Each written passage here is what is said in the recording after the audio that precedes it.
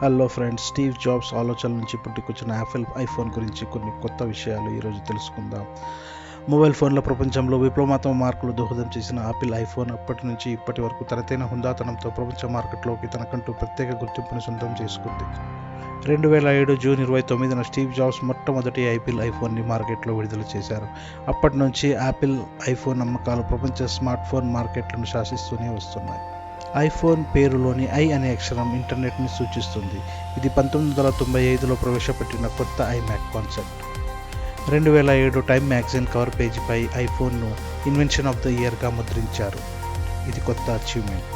తన మొదటి phone కాల్స్తో Steve jobs సమీపంలోని స్టార్బక్స్కు ప్రాంక్ కాల్ చేసి 400 లాటేస్ని ఆర్డర్ చేయడం చాలా చిలిపిగా చేశాడు. మీరు సిరికి చెప్పే ఇన్స్ట్రక్షన్స్ అన్నీ ఒక ప్రత్యేక సెంటర్కి మళ్లించబడతాయి మరియు అందులో స్టోర్ చేయబడతాయి. ఇలాంటి మరిన్ని ఇంట్రెస్టింగ్ ఫ్యాక్ట్ కోసం ప్లీజ్ లైక్ అండ్ సబ్స్క్రైబ్.